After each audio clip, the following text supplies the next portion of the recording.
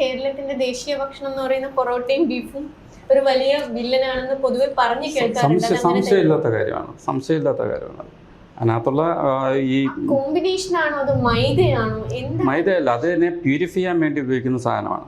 Purify ചെയ്യാൻ ഉപയോഗിക്കുന്ന സാധനത്തിനകത്ത് അലോക്സാൻ കൂടുതലാണ് മൈദയെ പ്യൂരിഫൈ ചെയ്യാൻ ഉപയോഗിക്കുന്നത്. നമ്മൾ അതിൻ്റെ ഈ നമ്മുടെ എഡിബിളാക്കി മാറ്റുന്ന സാധനത്തിന് ഒരു മെക്കാനിസത്തിലൂടെയാണ് കടന്നു വരുന്നത്.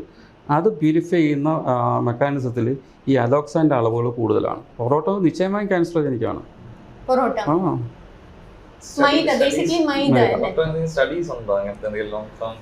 ഇതിനകത്തുനിന്ന് ക്യാൻസറോജനിക് കമ്പോണൻസ് ഉണ്ടെന്ന് പറഞ്ഞ സ്റ്റഡീസ് ഉണ്ട്. അല്ലാതെ ഇത്ര പൊറോട്ട കഴിക്കുന്നവർക്ക് ഇത്ര അങ്ങനെയില്ല. പൊറോട്ടയും ബീഫും പറഞ്ഞ പോലെ നമുക്ക് എടുത്ത് പറയാവുന്ന അവോയ്ഡ് ചെയ്യേണ്ട ഏതെങ്കിലും ഒരു ഭക്ഷണ പദാർത്ഥം ഉണ്ടോ? ഇത് കഴിക്കരുത് bakery items, even that's A very general. ഞാൻ ചോദിക്കുന്ന പോലെ സ്പെസിഫിക് ആയിട്ട് അങ്ങനെ പറയാൻ വേണ്ടിയിട്ടുള്ള സാധനം അതിനകത്ത് ഏറ്റവും കൂടുതൽ സ്പെസിഫിക് ആയിട്ട് കൂടുതൽ വന്നിട്ടുള്ള പൊറോട്ട എന്ന് പറയുന്ന ഐറ്റമാണ്. പക്ഷേ മറ്റ് പദാർത്ഥങ്ങൾ വെച്ച് നോക്കുമ്പോൾ നല്ലതാണെന്ന് തന്നെ കഴിക്കുന്നത് തെറ്റില്ല. പക്ഷേ കഴിക്കുന്ന രീതിയും ഈ പാചകം ചെയ്യുന്ന രീതി ഇമ്പോർട്ടൻ്റ് ആണ്. ഈ 3 മീൽസ് പറയുന്നത് പോലെ തന്നെ മറുവശത്തുള്ള ഒരു ആർഗ്യുമെന്റ് ആണ് ഷോർട്ട് ക്വാണ്ടിറ്റി ആയിട്ട് 6 മീൽസ് ഒക്കെ പോവുക. Will that help? അതുകൊണ്ട് തെറ്റൊന്നുമില്ല. 6 മീൽസ് ആക്കുന്നത് കൊണ്ട് തെറ്റില്ല. അതുകൊണ്ട് വലിയൊരു അഡ്വാൻറ്റേജ് ഇല്ലെന്നാണ് എൻ്റെ പക്ഷം.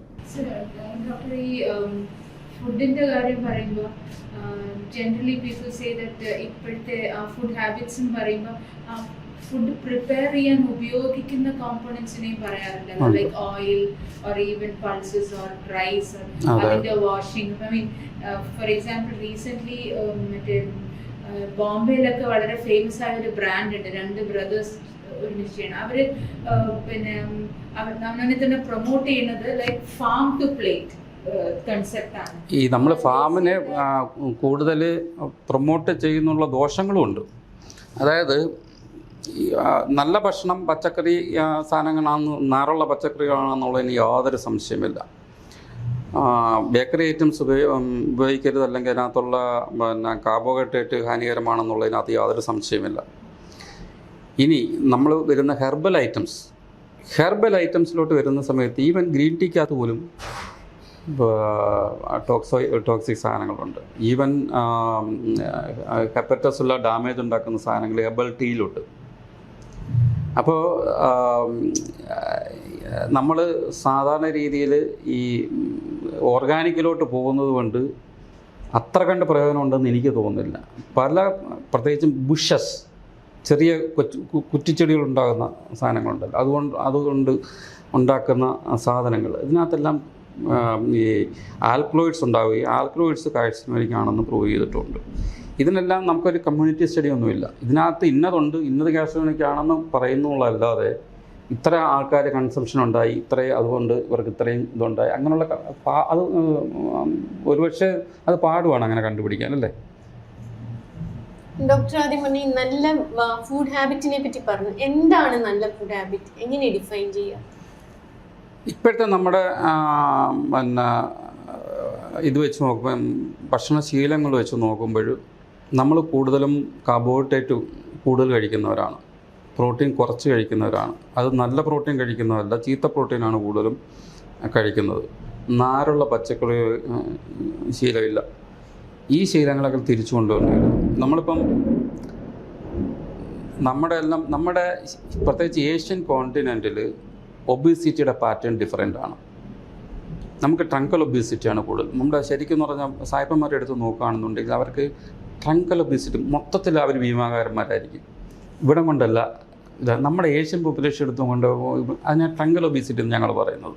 ഈ ട്രങ്കൽ ഒബീസിറ്റി മോർ ഡേഞ്ചറസ് ആണ്. അപ്പോൾ ഒബീസിറ്റി ഉണ്ടാകാതിരിക്കാനുള്ള ഫുഡ് ഹാബിറ്റ് ആദ്യം നോക്കുക എന്നുള്ളതാണ്. ആ ഒബീസിറ്റി ഉണ്ടാകാതിരിക്കാനുള്ള ഫുഡ് ഹാബിറ്റ് എന്ന് പറഞ്ഞാൽ മെയിനായിട്ട് നമ്മൾ കാർബോഹൈഡ്രേറ്റ് കുറയ്ക്കുക എന്നുള്ളതാണ്. നമ്മൾ സാധാരണ നമ്മുടെ ഭക്ഷണശീലങ്ങളിൽ കൂടുതൽ നമ്മൾ ഫോർ എക്സാമ്പിൾ പുട്ടും കടലയും എടുക്കുകയാണെങ്കിൽ പുട്ടിനാണ് കൂടുതൽ പ്രാമുഖ്യം കൊടുക്കുന്നത്, കടലയ്ക്ക് പ്രാമുഖ്യം കുറയുകയും ചെയ്യും. ആ പ്രൊപ്പോർഷൻ മാറ്റി കടലയും പുട്ടും ആക്കണം, കൂടുതൽ കടലയും പുട്ട് കുറച്ചിട്ടും ആക്കണം. അപ്പോൾ അതിനകത്ത് അപ്പം അതുപോലെ നമ്മൾ ഉച്ചക്കത്തെ നമ്മൾ സാധാരണ രീതി 2 പ്രാവശ്യം ചോറ് കഴിക്കുന്ന ടീമുകളാണ് കൂടുതലുള്ളത്. ഇപ്പോഴാണ് അത് കുറഞ്ഞു വരുന്നത്, ഒരു നേരമാക്കിയിട്ടുള്ളത്. ഈ ചോറെന്ന് പറയുന്നത് ഭയങ്കര പ്രശ്നമുള്ള സാധനമാണ്. അതിൻ്റെ കാർബോഹൈഡ്രേറ്റ് നമ്മുടെ ശരീരത്തിൽ അതേപോലെ കയറിപ്പോവും. അതേപോലെ കയറിപ്പോയി നമ്മൾ ഈ പറഞ്ഞ കണക്ക് ട്രങ്കൽ ഒബീസിറ്റിയും ലിവറിനകത്ത് ഫാറ്റി ലിവറും ഒക്കെ ആയിട്ട് അടിഞ്ഞ് ഇതെല്ലാം ഈ കാർബോഹൈഡ്രേറ്റായിട്ടല്ല സ്റ്റോർ ചെയ്യുന്നത്.